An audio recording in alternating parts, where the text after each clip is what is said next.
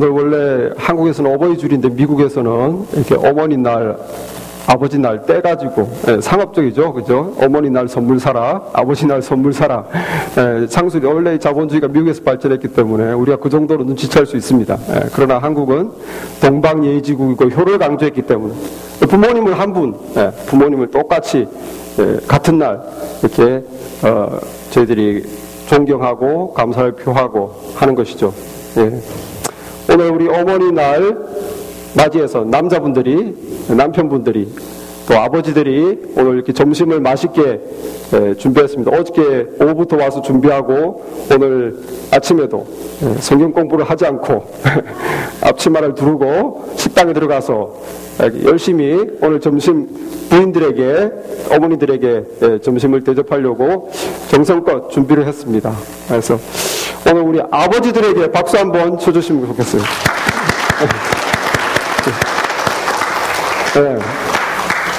왜냐하면 우리 한국교회에서는 아버지를 위해서 따로 또 이렇게 안 하거든요. 어버이날 한꺼번에 하니까 우리 아버지들도 부모인데 같이 감사를 받고 또 존경을 받아야 될 줄 믿습니다. 그들의 수고와 헌신 기억해야 될 줄 믿습니다. 서양에 비해서 우리나라는 전통적으로 이 효를 강조한 효의 나라죠. 서양에서는 자식이 성인이 되면 독립되어서 부모와 자식 간에 별로 뭘 기대하거나 의지하거나 바라는 게 없습니다. 그냥 너는 너 길 가라, 나는 내 길 가고. 한국 부모들은 그냥 우리 한국 스타일로 애가 컸는데도 막 뭐 별걸 다 해주죠. 챙겨주고 결혼시켜주고 애 봐주고 자식도 음식 싸다 주고 한국 스타일로. 하지만 원래 서양 사람들은 아들이 자식이 독립하면 별로 그렇게 의지하고 의존하고 사랑 주고 별로 하지 않습니다. 도와달라고 해도 돈도 안 빌려주더라고요. 미국 부모님들은 굉장히 냉정한 걸 제가 봤습니다. 그러나 우리 한국 사람들은 부모님이 돌아가시면 과거에는 몇 달씩 돌아가신 산소 옆에서 먹고 자고, 좀 효심이 지극한 사람은 3년을, 세상에 3년을 상투도 이게 머리도 만지지 않고 3년을 무덤 옆에서 그렇게 먹고 자고 했던 그런 나라가 우리나라예요. 엄청난 나라입니다. 심지어 오죽하면 심청전 얘기가 우리나라에 나왔겠습니까? 그 아버지 신봉사가 밖에서 공양미 300석을 부처님께 이렇게 시주하면 눈을 뜰 수 있다, 그 말을 어디서 듣고 와가지고 그 말을 엿들은 심청이가 어떻게 하면 공양미 300석을 구할 수 있을까? 그래서 그 뱃사공들한테 자기 몸을 팔 테니까 공양미 300석을 달라고 그러면서 그 뱃사공들이 그 심청이를 공양미 300석에 사가지고 인당수에 심청이를 제물로 빠뜨리는 그런 얘기. 이 세상 어디에서 이런 얘기가 나오겠어요? 대한민국에서만 나오는 얘기입니다. 어디 가도 이런 얘기는 없어요. 자기 아버지의 눈을 뜨게 하기 위해서 내 생명을 드린다. 거의 예수님 같은 수준인데 이런 얘기는 우리나라에밖에 없습니다. 대단한 나라예요. 지금 제가 농담을 하는 얘기가 아니라. 그래서 영국의 세계적인 역사학자 아놀드 토인비, 이 사람이 우리나라가 근대화되기 전에 한국을 가리켜서 뭐라고 그랬느냐, 한국을 평하면서 장차 이 한국 문화가 세계 인류에 기여할 것이 있다면 그것은 바로 부모를 공경하는 효사상일 것이다. 세계적인 사람이 인정했어요. 우리나라가 근대화되기 전에 근대화되면서 많은 서구 문명이 들어오면서 우리나라도 좋은 것을 다 버려버렸습니다. 안타깝죠. 지금 우리나라가 이런 나라입니다라고 말하면 거짓말쟁이가 되는 거예요. 저도 대한민국 사람으로 너무 안타깝습니다. 우리나라가 이렇게 효의 나라입니다라고 말할 수가 없죠. 더 이상은 없습니다. 우리는 우리의 전통적인 중요한 거를 너무 쉽게 버려요. 그리고 서구의 눈에 보이는 문명들을 확 받아들이면서 우리의 정신적인 가치는 그냥 5,000년 동안 내려온 이 귀중한 거는 그냥 버려버립니다. 한순간에 버리죠. 효사상을 다시 회복할 수는 없어요. 너무너무 힘들 것입니다. 옛말이 됐어요. 경로당을 제외한 노인시설이 해마다 1,000개가 이상 늘어나 지금 거의 7,000개에 육박했답니다. 노인시설은 무엇인가? 자식들이 부모들을 노인시설에 넣어놓고 이제 자식들이 신경을 안 쓰는 거죠. 몇 달 동안은 생활비를 이렇게 보내줍니다. 자기 부모님 잘 돌봐더라고. 그리고 몇 달지가 되면 돈이 안 들어와요. 그리고 좀 있으면 전화해도 왜 돈 안 주냐고 전화해도 연락을 안 받으면 연락이 끊겨버려요. 그것이 지금 이제 우리나라의 현실입니다. 그렇게 해서 그 노인시설의 원장님이나 돌보는 사람들이 그 부모들에게 당신 자식이 왜 요즘 돈도 안 보내주고 연락도 안 됩니다. 그러면 그 부모들이 하는 말이 아이고 우리 자식들이 사는 것이 힘들어서 그래요. 좀 봐주세요. 부모들이 자식을 변호해줘요. 욕하는 것이 아니라 내 자식이 살기 힘들어서 그러니까 이렇게 자식을 편들어줘요. 얼마나 가슴이 먹먹해지는 그런 소식입니까? 경기도 안성시의 S요양원의 김모 원장님의 말을 제가 인용해 보겠습니다. 노인 9명을 모시고 생활하고 있는데 가족과 연락이 되는 노인이 거의 없습니다. 평소에는 서로 의지하며 즐겁게 지내지만 명절이나 어버이 같은 날이 특별한 날이 되면 많이 침울해집니다. 그죠? 네. 참 서글픈 현실입니다. 효도는 자식의 합당한 도리예요. 성경이 지적하고 있고 우리의 양심이 가르치고 있지 않습니까? 자식의 마땅한 도리입니다. 왜 효도해야 되는가? 부모로부터 갚을 수 없는 큰 은혜를 받았기 때문에 그 효도를 해야 되는 거죠. 자식이 그 은혜가 얼마나 큰지 누가 알겠습니까마는 그러나 모든 자식들은 부모들에게 갚을 수 없는 큰 은혜를 빚을 지고 있습니다. 저희 어머니는 저희 아버지는 양복점을 하셨어요. 부산의 국제시장이라는 곳에서 양복점을 하셨고, 그래서 뭐 양복 경기가 좋을 때 70년대, 80년대 뭐 중반까지만 해도 괜찮았죠. 사람들이 양복을 사 입고 양복값이 30만 원 뭐 이렇게 했으니까 그때 당시 돈으로 20만 원, 30만 원 큰 돈이었죠. 그런데도 사 입었습니다. 그러다가 나중에 이제 기성복 큰 모직회사 같은 데서 이제 양복을 만들기 시작하면서 사람들이 양복을 사 입으면서 이제 양복점이 이제 사양길로 들어가죠. 그래서 저희들이 제가 어릴 때 초등학교 때까지만 해도 굉장히 뭐 여유가 있었어요. 집도 일찍 샀고 마당도 있고 나무도 있고 그랬는데 제가 중학교 때부터 점점 이제 가세가 기웁니다. 그래서 어머니가 제가 기억하기로는 중학교 때부터 늘 돈 때문에 이렇게 신경 쓰고 고생하고 스트레스 받고 그랬어요. 늘 돈이 문제였어요. 돈. 돈을 어머니한테 맡긴 게 아니라 아침에 저희 아버지한테 용돈을 탔습니다. 그래서 몇천 원 받기도 하고 장사가 안 되니까 또 뭐 10,000원 정도 받기도 하고. 어머니가 이렇게 기분이 좋고 막 웃고 이렇게 활기차면 그날은 몇만 원 받은 날이에요. 몇만 원 받으면 그냥 아침부터 힘이 나가지고 확 달라지시더라고요. 그 없는 돈으로 이렇게 살림을 꾸리니까 자기를 위해서 쓰겠습니까? 옷 한 번 사는 걸 제가 못 봤습니다. 그 중학교 이후로는 옷 한 번 사는 걸 못 봤고 그렇게 아끼시고 세탁기에 물이 아깝다고 그 겨울인데도 찬물로 빨래를 하고 그렇게 아끼시고 다 그러셨죠. 우리 부모님들이. 그러면서도 자식의 교육에 대해서는 얼마나 신경 쓰는지 제가 초등학교 때부터 막 이 학원 저 학원 안 가본 게 없어요. 무슨 주산학원, 무슨 속독학원, 심지어 저 웅변학원도 다녔습니다. 그랬으니까 이 정도 하는 거지. 웅변학원 안 다녔으면 제가 말도 못해요. 저희 남동생하고 같이 웅변학원 다니고 또 책은 또 얼마나 많이 사주는지 무슨 전집으로 그냥 콱콱콱콱 사고 지금도 콜락스 베베카라고 금성사에서 나온 그 책을 잊을 수가 없습니다. 저희 남동생하고 제가 그 콜락스 베베카를 어릴 때부터 보면서 사진이 딱 있고 밑에 글자 설명이 있는데 얼마나 애독을 했는지 달달달 외웠어요. 그래서 저는 그냥 어릴 때 얼마나 교만했는지 그 콜락스 베베카가 머릿속에 있으니까 제가 제일 똑똑한 줄 알고 너무 아는 게 많으니까 저하고 동생이 그걸 그렇게 즐겁게 봤습니다. 미국 오니까 그런 게 없더라고요. 그런 게 없어서 참 안타까운데 어쨌든 자식 교육을 위해서 그렇게 투자하고 우리 여동생은 4살 때부터 피아노 시키고 그때 당시 다른 어머니들에 비해서 좀 극성이었죠. 자식 교육을 위해서 본인이 못 배우셨으니까 그렇게 막 이것 배워라 저것 배워. 제가 타자를 왜 배우겠습니까? 저를 타자를 배우게 타자도 배웠어요. 초등학생이 뭔지도 모르고 막 시키려고 남이 하면 그냥 같이 그냥 이것저것 막 했어요. 그러면서 제가 고3 되니까 남동생이 고1이고 여동생이 이제 중2 2살 터울이니까 이 하루에 도시락을 5개 싸야 되는 거예요. 제가 2개, 남동생 2개, 여동생 1개. 새벽기도 갔다 와서 아침부터 도시락 5개. 도시락 5개가 이게 말이 쉽지. 새벽기도 갔다 와서 도시락 5개 쉽지 않습니다. 그 아버지한테 받은 몇천 원 이거 다 어디다가 돈을 씁니까? 반찬 가게. 제가 제일 심부름 많이 간 게 반찬 가게예요. 맨날 두부한 뭐 시금치 뭐 이렇게 맨날 그 반찬 가게 열심히 다녔어요. 그러면 저희들 도시락 반찬 싸주는 게 프라이오리티입니다. 몇천 원 받아가지고 다 안 쓰고 반찬.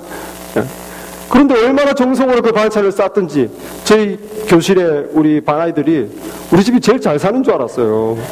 우리 집이 제일 부자인 줄 알았어요. 사실 그렇지도 않은데 굉장히 힘들었는데 제가 중학교 고등학교 가면서 반찬을 탁 열면 그냥 너무 화려해. 제가 그 반찬 뚜껑을 열고 가슴이 뭉클한 적이 여러 번 있었습니다. 우리 집이 이런 집이 아니고 돈이 많이 있는 집이 아닌데 이렇게 정성껏 반찬을 정성껏 고급으로 막 3가지씩 4가지씩 다른 애들은 1가지인데 저는 막 4가지씩 5가지씩 그렇게 정성껏 반찬을 싸주셨어요. 아버지도 초등학교까지는 뭐 잘 놀아주고 마당에서 막 등나무 때문에 칠 수도 없는 배드민턴을 등나무 밑에서 같이 치고 이렇게 같이 특히 또 유머가 있으셔서 이렇게 농담하면서 노는 걸 좋아해요. 같이 그런 좋은 분인데 중학교 때부터 살기가 힘드니까 이제는 늦게 들어오더라고요. 집에 늦게 들어오고 술 안 마시는 날보다 술 마시는 날이 더 많고 그래서 제가 또 사춘기로 들어가면서 아버지에 대해서 점점 마음이 멀어지더라고요. 어머니는 저렇게 없는 돈으로 고생하고 우리를 위해 정성을 다 쓰는데 아버지는 맨날 아침 일찍 나가서 밤늦게 술 마시고 들어오고 신세 한탄하고 장사가 되니 안 되니 이렇게 우리들한테는 관심도 없고 그래서 좀 제가 이렇게 사춘기로 가면서 아버지하고 이렇게 대화도 우리 저뿐만 아니라 우리 형제들 대화도 이제 없어지니까 아침 일찍 나가서 밤늦게 들어오고 점점점 마음이 멀어지고 서운해지더라고요. 어머니만 고생하시고 아버지는 그냥 밖에서 친구들하고 술 마시고 놀고 그런 것 같더라고요. 제가 볼 때는. 그래서 굉장히 마음이 안 좋았는데 그래도 저희 형제들이 아버지가 밤늦게 오는 그 시간을 그렇게 기다렸어요. 왜? 올 때는 항상 그냥 안 오거든. 제가즘에서 그 맛있는 양갓빵, 제갓빵 똑같은 것도 안 삽니다. 어저께 그 샀으면 또 다른 거. 그 다음에 고구마, 과자, 아이스크림. 이렇게 밤에 그 늦은 시간에 그걸 가지고 오면 우리는 아버지 이제 오셨어요 하는데 하지만 눈은 아버지를 보는 게 아니라 손을 보죠. 오늘은 뭘 사왔나. 아버지 농담을 이 녀석 때 아빠보다 간식을 더 좋아하는구나. 그러면서도 좋아가지고 매일매일 그렇게 이것 싸고 저것 싸고 막 이렇게 했어요. 없는 집이지만 그렇게 부모님 두 분 다 자식을 그렇게 자식 좋아하는 것이라면 먼저 이렇게 했습니다. 제가 철들니까 아버지가 그렇게 밤늦게 술 마시고 이런 것들이 본인이 하고 싶어 한 것이 아니라 밤늦게까지 손님 장사가 안 되니까 손님 한 분이라고 오면 더 접대하고 그렇게 술 접대하고 또 스트레스 받으니까 또 친구들과 같이 이렇게 그렇게 스트레스 받아서 그렇게 한 것인데 그거를 모르고 아버지는 시골에서 자라서 이제 젊은 나이에 부산에 와가지고 장사하면서 처자식을 먹여 살리겠다고 온몸으로 그렇게 애쓴 것이었는데 그거를 제가 어린 나이에 이해를 못하고 원망만 했구나 그런 생각이 들었습니다. 여러분 우리 모든 부모님들이 희생하는 것은 자식 위해서 하는 거예요. 이거는 말할 필요가 없는 것입니다. 자식이 아니라면 우리가 이 고생을 하지 않죠. 시간당 얼마씩 파타임 일하면서도 자식 운동시키고 악기 배우고 어디 가라고 몇백 불짜리를 해주고 생일도 크게 해주고 부모들은 파타임으로 일을 해도 내 자식은 하면서 헌신하는 것이 다 부모의 마음이에요. 나는 못 먹고 못 배우고 또 못 입어도 내 자식만큼은 잘 먹고 잘 입고 잘 배우기를 바라는 거지 않습니까? 그래서 고생을 마다하지 않습니다. 그래서 우리 자식들이 부모님에게 효도해야 되는 이유가 없어요. 너무 당연한 것이기 때문에 우리가 받은 은혜가 너무 크기 때문에 이것은 당연히 해야 되는 것이고 하나님이 옳게 여기는 것입니다. 이것은 지극히 옳은 일입니다. 1절 말씀 같이 한번 보겠습니다. 오늘 1절 말씀 같이 읽겠습니다. 시작. 자녀들아 주 안에서, 다시 한번 말씀을 보시고 다시 한번 읽겠습니다. 시작. 자녀들아 주 안에서 너희 부모에게 순종하라. 이것이 옳으니라. 이것이 하나님 볼 때, 인간의 정으로 볼 때, 양심으로 볼 때 자식이 부모에게 효도하는 것은 옳은 것입니다. 그렇기 때문에 효도해야 돼요. 어떤 자식들은 효도하지 않을 수 있습니다. 마음에서 우러나지 않겠다. 그래서 하나님 아예 명령을 내렸어요. 오를 뿐만 아니라 해야 된다 명령하고 있는 거예요. 그래서 오늘 본문 1절에 보면 너희 부모에게 순종하라, 2절에 내 아버지와 어머니를 공경하라 명령하시는 거예요. 우리가 왜 부모님께 효도해야 됩니까? 하나님이 명령하셨어요. 모든 자녀들에게 하나님이 명령하셨어요. 네 아버지와 어머니를 공경해라, 효도해라. 이것이 약속이 있는 첫 계명이다. 조선시대 성리학을 집대성한 우리 세계적인 유교의 철학자 이태계 이황 선생님이 뭐라고 그랬습니까? 효는 백행의 근본이다. 효는 백행의 근본이다. 예수님 하나님 말씀하고 똑같아요. 약속이 있는 첫 계명이다. 효가 바로 약속이 있는 첫 계명이다. 하나님께서 10계명을 주셨어요. 1계명부터 4계명은 하나님에 대한 것입니다. 하나님을 사랑하라, 하나님을 섬겨라, 안식일을 거룩하게 지켜라, 이름을 망령되게 이르라. 다 하나님 사랑이죠. 5계명부터 10계명은 사람 사이의 관계, 사람 사랑. 그래서 모든 613의 이 율법은 하나님 사랑과 이웃 사랑, 사람 사랑으로 예수님이 정리해 주셨지 않습니까? 그런데 이 사람 사랑의 첫 계명, 이 첫이라는 것은 첫 번째라는 뜻이 아닙니다. 가장 중요한 계명. 사람 사랑의 가장 중요한 10계명의 5계명이 무엇입니까? 내 부모를 공경하라. 내 부모를 공경하라.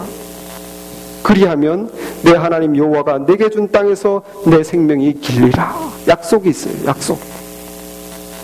무슨 약속? 축복의 약속이 있어요.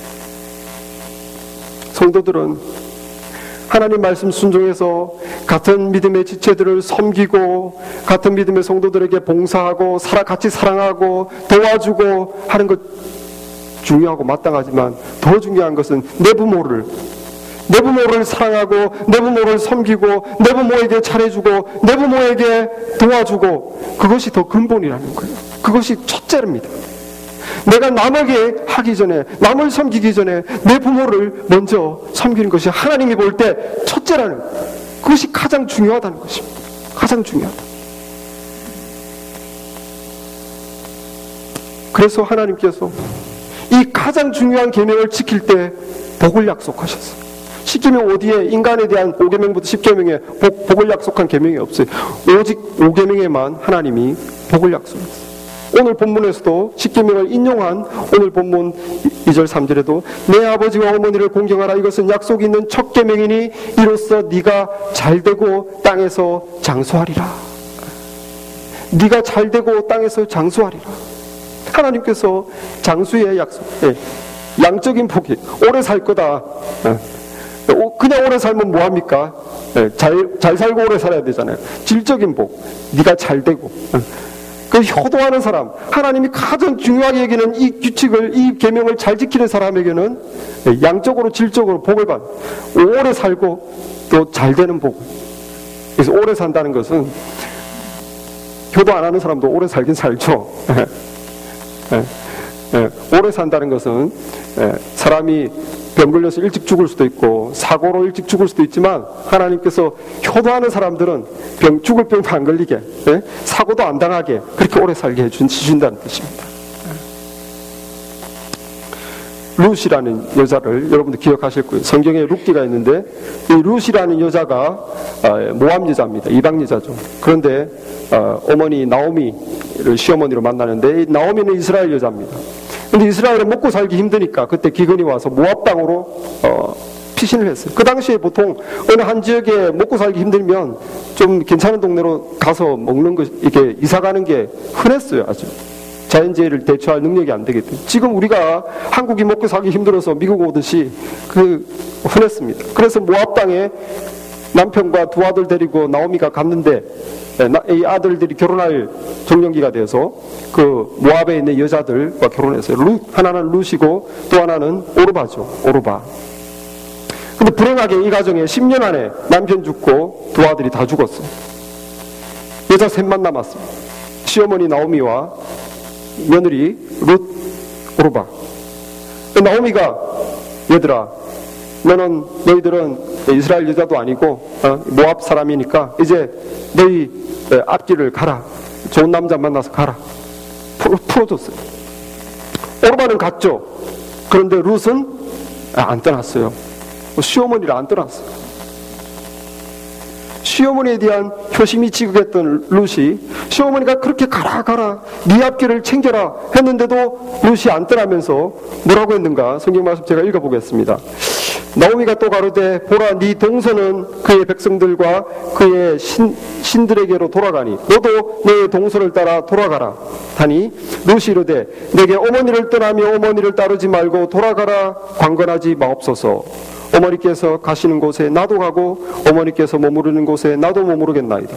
어머니의 백성이 나의 백성이 되고 어머니의 하나님이 나의 하나님이 되시리니 어머니께서 죽으시는 곳에서 나도 죽어 거기 묻힐 것이라. 만일 내가 죽는 일 외에 어머니를 떠나면 여호와께서 내게 벌을 내리시고 더 내리시기를 원하나이다 하는지라. 며느리가 이 시어머니에게 하는 효를 보십시오. 우리는 우리 친부모만 효도할 게 아니라 시어머니, 장인, 장모, 시아버지 효도해야 됩니다. 그들도 부모입니다. 가까운 부모예요. 이 룻이 여호와 하나님에 대한 믿음을 가지면서 이 시어머니 나오미와 같이 가겠다는 거예요. 이방 땅에 안 살고. 룻이 어떤 복을 받았습니까? 이렇게 효심지극한 룻이 큰 복을 받았죠. 이스라엘로 돌아와서 부잣집 남자 보아스라는 부잣집 남자와 첫눈에 반해가지고 보아스가 룻을 와이프로 삼았습니다. 그래서 애를 낳았는데 3대 밑에 다윗이 나왔어요. 다윗 임금의 고조 할머니가 룻입니다. 다윗 임금만 나왔습니까? 다윗 밑으로 쭉쭉쭉 내려가서 예수 그리스도가 나왔어요. 여러분 이건 큰 복입니다. 이스라엘 사람들은 이방 사람들은 구원에서 제껴놓고 지옥의 땔감이라고 그랬는데 이 이방 여자가 족보에 올라서 다윗의 고조 할머니가 되고 예수 그리스도의 족보의 계열에 오른 여자가 되었다는 거예요. 얼마나 큰 복입니까? 룻이 어떻게 이렇게 큰 복을 받았습니까? 효도해서. 효도하면 하나님이 보시고 복을 주십니다. 아멘. 아멘. 효도는 축복의 약속이 있는 가장 중요한 계명이에요. 그래서 그 계명을 잘 지키는 자를 하나님은 축복하십니다. 꼭 믿고 실천하시는 우리가 되기를 바랍니다. 그러면 어떻게 효도할까? 오늘 말씀 보니까 내 부모에게 순종하라. 내 어머니와 아버지를 공경하라. 순종하고 공경하는 것이 효도하는 방법입니다. 순종하고 공경하는 것. 순종이라는 것은 듣는 대로 행동하는 게 순종이죠. 이렇게 해라 그렇게 하고 저렇게 해라 저렇게 하고. 공경은 행동이 아니라 마음의 문제. 공경하는 것은 내 마음의 태도에 달린 겁니다. 그렇기 때문에 사실 공경이 더 중요해요. 부모님을 공경하는 사람은 순종합니다. 마음으로 공경하는 사람은 행동으로 순종해요. 그러니까 공경하는 것이 중요합니다. 부모님을 공경하는 것. 10계명 5계명에 내 부모를 공경할 때 그 공경의 히브리어 원어를 보니까 카바드, 무겁다라는 뜻이거든요. 카바드가 무겁다, 무겁게 하다. 아이고 부모님을 내가 돌봐드리려니까 마음이 정말 무겁고 짐스럽네. 그 뜻이 아니에요. 그게 아니라 부모님을 무겁게 생각해라. 부모님을 귀중하게 생각해라. 부모님을 중하게 무겁게 아주 소중한 부분으로 중하게 여겨라는 거예요. 그게 카바드, 공경하는 겁니다. 내 부모님을 소중하고 중요하게 생각하는 것. 가볍게 무시하고 그렇게 가볍게 여기는 것이 아니라 중요하게 귀하게 여기는 것. 그게 공경하는 마음이에요. 유교는 돌아가실 때 부모님을 중하게 여겨가지고, 유교에서는 돌아가시고 나서 그렇게 정성껏 제사 지내고 하는데 소용없어요. 살아계실 때 부모님을 중히 여기시기 바랍니다. 살아계실 때. 그것이 하나님이 인간에게 준 가장 중요한 덕목이에요. 우리나라 노래의 어머니 노래 보시면 지금 1절만 같이 불러보길 원하는데, 이 부모님, 특히 어머님을 중요시 여기는 마음이 무엇인가 그걸 느낄 수가 있습니다. 우리 오랜만에 어머니도 저도 지금 얼마나 만에 부르는 건지 모르겠는데 한번 우리 1절을 같이 불러보겠습니다.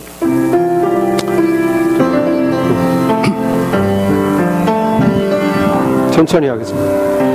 나실 때 괴로움 다 잊으시고 길어질 밤 낮으로 애쓰는 마음 진자리 맞자리 깔아미시며 손발을 따도 고생하시네. 하늘에 그릇이 내 딸이요 어머님의 희생은 가히 없어라.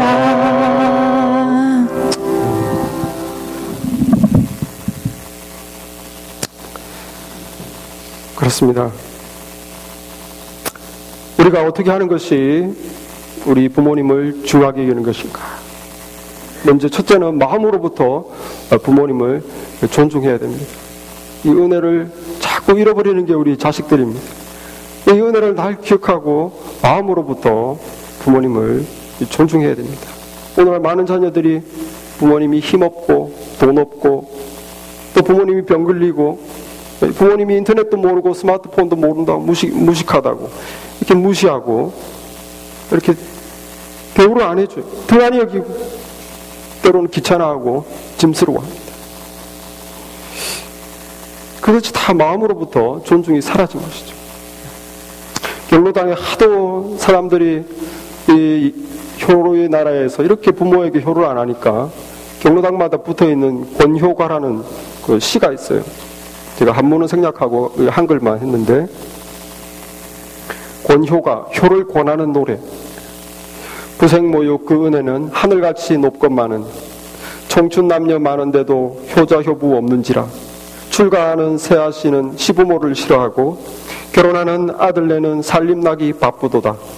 제 자식이 장난치면 싱글벙글 웃으면서 부모님이 훈계하면 듣기 싫어 외면하고 시끄러운 아이 소리 듣기 좋아 즐겨하며 부모님이 두말하면 잔소리라 관심 없다. 자녀들의 오줌똥은 손으로도 주무르나 부모님의 흘린 침은 더럽다고 멀리하고 과자 봉지 들고 와서 아이 손에 쥐어주고 부모 위에 고기 한 근 사올 줄을 모르도다. 개 병들어 쓰러지면 가축병원 달려가나 늙은 부모 쓰러지면 노환이라 생각하네. 10자식을 키운 부모 한결같이 키웠건만 10자식은 한 부모를 귀찮다고 싫어하네. 자식 위에 쓰는 돈은 한도 없이 쓰건만은 부모 위에 쓰는 돈은 한 푼조차 아까우네. 자식들을 데리고는 외식함도 자주 하나 늙은 부모 모시고는 외식 한번 힘들구나. 살아생전 불효하고 죽고 나면 효심 날까. 예문 갖춰 부고내고 조문받고 부조받네. 그대 몸이 소중커든 부모 은덕 생각하고 서방님이 소중커든 시부모를 존중하라. 가신 후에 후회 말고 살아생전 효도하면 하늘에서 복을 주고 자녀에게 효를 받네. 얼마나 성경적인 말입니까? 우리가 살아있을 때 부모님께 효도하고 그렇게 효도하면 우리 자식들이 효하는 것을 보고 배웁니다. 내가 효를 하지 않으면 내 자식한테 효 받을 생각을 하지 마세요. 우리가 효하지 않으면서 자식이 나에게 잘해줄 길 기대할 수가 없습니다. 보고 배우는 것이지 듣고 배우는 것이 아닙니다. 자식에게 효를 받아 내게 좋은 것이고 또 하나님이 복을 주십니다. 그렇기 때문에 효도가 그렇게 중요한 것입니다. 자식들이 결혼하면은 사느라 바빠가지고 부모님이 뒷전입니다. 그래서 자기 자식 먹이고 공부시키는 데만 정신이 없고 부모님에게는 신경도 쓰지 않고 연락도 하지 않죠. 부모님을 존중하는 자를 하나님이 존중해 주시고 복을 주십니다. 제가 중고등학교 다닐 때 한국에서 S 집사님이 계십니다. 제 어릴 때 그렇게 저에게 주일마다 하나님 말씀 가르쳐 주시고 제가 수십 년이 지나서 미국 유학하고 한 번씩 한국 가면 저에게 수십만 원씩 쓰라고 막 큰 돈을 주시고 정말 영적인 선생님인데 그 집사님 지금 장로님이시죠. 그 S 장로님이 부모님을 그렇게 전도하려고 애를 썼어요. 그런데 어머니는 일찍 나오셨어요. 어머니는 고상하시고 얌전하시고 품이 있으신데 그 아버지가 안 나오는 거예요. 소문으로 제가 그때 어린 나이에 듣기로는 아버지가 막 어머니를 많이 괴롭히고 그 인생을 막 험하게 막 사셨다고. 그래서 그 아버지가 그렇게 교회를 끝까지 안 나왔습니다. 그런데 이 집사님이 그렇게 계속 기도해서 마침내 그 아버지가 나왔어요. 교회를 나왔는데 이 외모를 보니까 얼굴이 느껴지더라고요. 양복과 얼굴이 너무 안 어울려.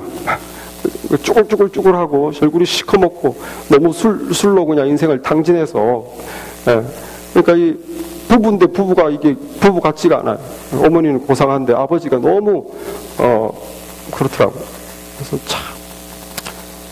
참 어떻게 사셨는지 어린 제가 봐도 알겠더라고요. 그래서 그런데 그 S 집사님이 보통 사람 같으면 그 아버지를 부끄러워할 수도 있습니다. 그런데 그 우리 S 장로님께서는 얼마나 자기 아버지에게 깍듯한지 제가 고등학교, 중학교에 있던 제가 보기에도 너무 훌륭하시 부끄러울 정도 같은데 그 아버지에게 그렇게 존중하고 예를 표하고 그렇게 귀하게 잘 모시는 것을 교회에서 봤습니다. 그때 제가 감동했어요. 저게 효도구나. 그때 어린 저에게도 감동이 되었습니다. 그분이 금성 S, LG의 산전에 들어가서 남들보다 더 빨리 승진했어요. 부장으로.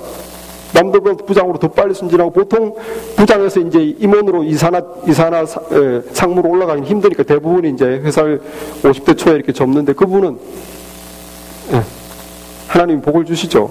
이사가 됐어요. 이사가 되고 LG그룹 이사가 되고 그것도 창원에서 이제 본사로 서울로 또 가게 됐습니다. 그래서 제가 이제 못 만나게 됐는데 하나님이 그렇게 복을 주시는 걸 제가 봤습니다. 부모님에게 그렇게 잘하니까 어쨌든지 부모가 어떻게 했든지 자기 자식으로서의 도리를 다 하니까 하나님께서 그렇게 복을 주시는 것을 제가 봤습니다. 여러분 잠언서 23장 22절에 보면은 내 낳은 아비에게 청종하고 내 늙은 어미를 경히 여기지 말지니라. 내 낳은 아비에게 청종하고 그 말을 잘 듣고 내 늙은 어미를 무시하지 마라. 경히 여기지 마라. 그렇게 부모를 마음으로부터 존중하는 사람은 하나님께서 귀하게 보시고 복을 주십니다. 그게 부모님 공경하는 거예요. 내 마음으로부터 귀중하게 중하게 여기는 거예요. 두 번째로는 물질적으로 돌봐드려야 됩니다. 최근 신문을 보니까 한국 부모 10명 중에 9명이 나이 들면 그냥 자식하고 같이 안 살고 애가 사는 집 근처에서 혼자 방 얻어가지고 근처에 살고 싶다 조용히. 또 아니면 노인시설에서 살고 싶다. 언제부터 우리나라가 부모가 자식에게 돌봄받는 걸 부끄러워하는 그런 한심스러운 나라가 됐습니까? 삐뚤어진 나라가 됐습니까? 그걸 부끄러워할 필요가 없습니다. 자식은 부모를 해야 될 의무가 있습니다. 그런데 지금은 이제 모든 부모들이 눈치를 보는 거예요. 잘못된 서구 문명이 들어왔어요. 그것이 정상인 건 줄 생각해요. 말씀은 그렇게 가르치고 있지 않습니다.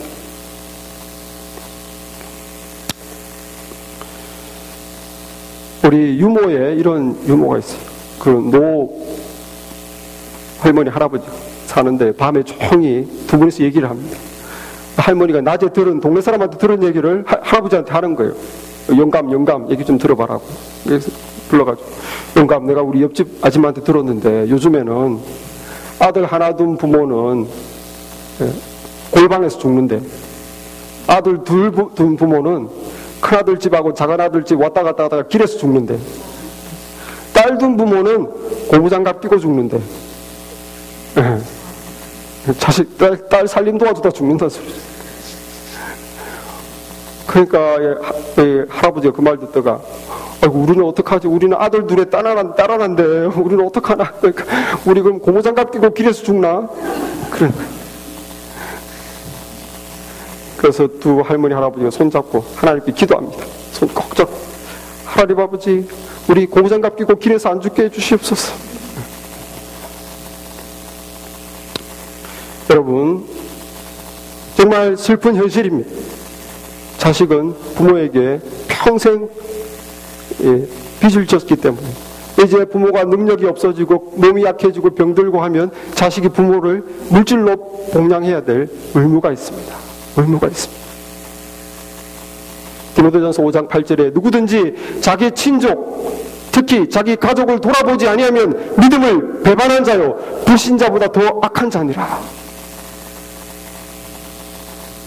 우리가 자식이 돈에 여유가 있으면 부모님 돌보고, 내가 돈에 여유가 없으면 좀 안 돌봐도 되겠지, 그렇게 생각하면 안 돼요. 돈에 여유가 없어도 부모님이 어려우면 돌봐드려야 됩니다. 하나님의 주신 가장 중요한 계명을 무시하는 자는 믿음을 배반한 자요 불신자보다 사실 더 악한 자다. 하나님이 이렇게 강력하게 말씀하십니다. 강력하게. 어떻게 하는 것이 우리 부모님에게 부모를 공경하는 것입니까? 세 번째로 마음을 기쁘시게 해드리는 거예요. 마음을 기쁘시게. 잠언서 23장 25절 보면 내 부모를 즐겁게 하며 너 낳은 어미를 기쁘게 하라. 부모의 마음을 기쁘게 해줘요. 부모의 마음을 기쁘게 해주려면 자주 만나야 돼. 요즘은 너나 할 것 없이, 심지어 직업이 없는 사람도 바쁘다고 그러더라고요. 너나 할 것 없이 다 바쁘다고 그러면서 모든 핑계가 다 바쁘답니다. 교회도 바빠서 못 오고, 수요일도 바빠서 못 오고, 부모님께도 바빠서 내가 못 만나고 전화도 못 하고, 그건 안 됩니다. 너무 바빠도 우리가 부모님과 대화를 늘 유지해야 되고, 멀면 전화라도 계속 해야 됩니다. 내 부모님들이 가장 위협받는 그 위협은 고독과 외로움이에요. 고독과 외로움. 저희 어머니도 요즘은 전화하면 내가 요즘 너무 외롭다, 이런 말 자주 하시는데, 한국에 계신데 그런 말 자주 하시더라고요. 그래서 고독과 외로움이 가장 큰 위협입니다. 자주 여러분들 전화라도 해주시고, 특히 같이 계신 분들은 또 한 번씩 손자 손녀 데리고 밖으로 좀 바람 쐬러 나가세요. 부모님들은 늘 집에만 있기 때문에 답답하십니다. 바람 쐬러 한 번씩 큰 돈 안 들더라도 드라이브라도 한번 하든지 경치 좋은 곳을 가든지. 어머니가 저희가 이제 한국 갔을 때 여동생이 해운대 사니까 해운대 뒤에 장산이라고, 그 장산 계곡에 저희 우리 손녀죠, 우리 딸들 데리고 이렇게 가서 보니까 그렇게 기뻐하시더라고요. 계곡에 발 담그고, 또 광안리 해변가 가서, 광안리가 그렇게 아름답더라고요. 다리가 이렇게 바닷가를 가로지는 다리가 멋있게 생겨가지고 정말 그곳에서 같이 이렇게 또 시간 보내고 하니까 너무 기뻐했어요. 그리고 또 얼마 전에 미국에 왔을 때 제가 부지런히 데리고 다녔죠. 돈은 없고 학생이 무슨 돈이 있겠습니까? 켄터키를 부지런히 그냥 켄터키 예집도 가고, 남동생이 나이아가라를 모시고 갔기 때문에 저희 원래 나이아가라를 계획하고 계속 나이아가를 안 가고 있었어요. 오시면 가려고. 남동생이 모시고 갔기 때문에 저는 이제 켄터키나 가까운 후보팜, 이런 팜 같은 거 한국에는 없으니까, 그 다음에 루이비를 이렇게 전체가 보일 수 있는 강변, 오하이오 강변에 가서 보고, 여름에 그냥 그 더운데 나가기 싫다고 그러는데 무조건 그냥 모시고 다녔어요. 얼마나 좋아하는지. 그 사진을 다 찍어서 한국에 보내드리는데 막 그렇게 자랑하고 좋아합니다. 자꾸 이렇게 손자 손녀에서 바람을 쐬고 그런 기뻐할 수 있도록 우리가 노력을 해야 돼요. 형제끼리 싸우면 안 돼요. 우리도 키워봐서 알잖아요. 형제끼리 자꾸 찢고 볶고 싸우면 부모가 마음이 안 좋습니다. 어쨌든 형제끼리 우애하려고 노력하는 것이 부모님이 효도하는 거예요. 그 마음을 기쁘게 해드려요. 마지막으로 부모님의 영혼의 구원을 위해서 기도하고 전도하는 것, 이것이 부모님을 존중하는 것입니다. 부모님을 공경하는 것입니다. 여기서 땅에서 잘 먹고 편안하면 뭐합니까? 부모님의 영혼이 지옥 간다면, 부모님이 자신의 죄값을 하나님의 무서운 심판대 앞에서 치러야 된다면, 그것은 너무나 끔찍한 것이죠. 정말 우리가 해드려야 될 가장 큰 효도는 부모님이 예수 믿게 하는 것이 가장 큰 효도예요. 예수 믿고 같이 천국 하나님의 자녀로 영생을 누리는 것이 가장 큰 축복입니다. 우리 이수구 집사님도 이번에 갈 때 꼭 우리 아버지 그 믿음을 확신을 시켜드려야 되겠다. 비장한 각오를 가지고 가지 않습니까? 그 효심을 제가 봤습니다.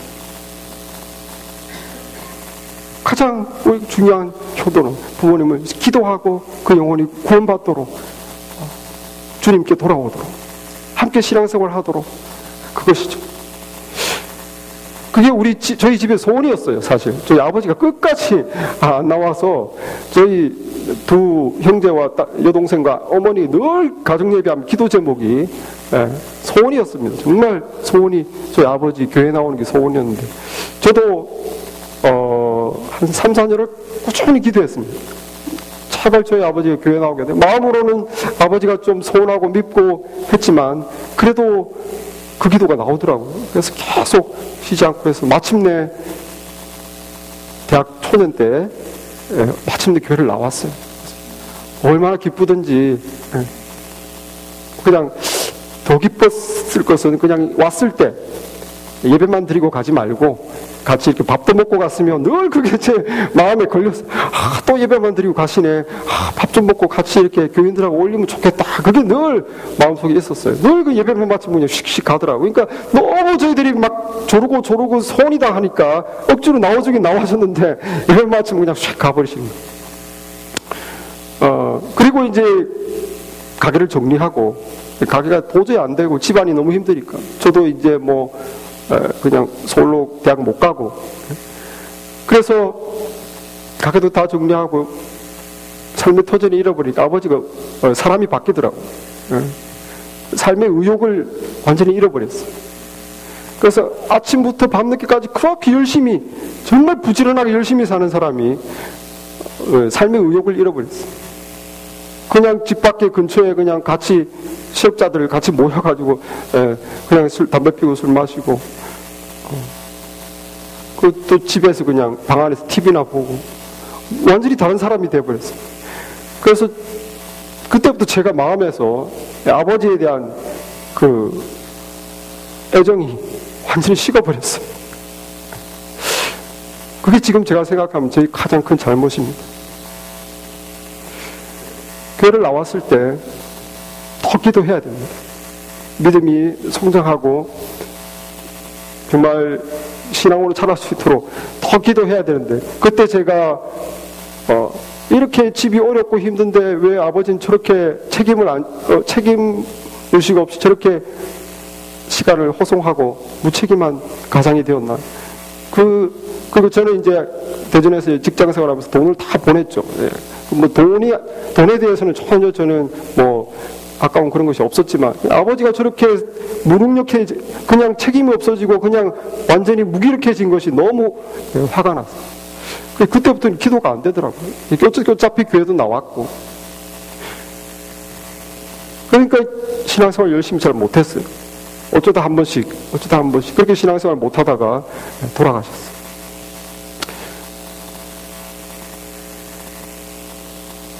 여러분, 믿지 않는 부모님을 위해서 계속 기도하시고, 부모님들이 신앙을 얻도록 포기하지 말고 계속 기도하시기 바랍니다. 부모님에게 순종하고 부모님을 중히 여기는 것은 하나님께서 축복을 약속하신 가장 중요한 계명을 우리가 지키는 것이, 그것을 지킬 때 하나님이 복을 주시고 우리 자식들도 우리에게 효도를 하게 될 것입니다. 기도하겠습니다.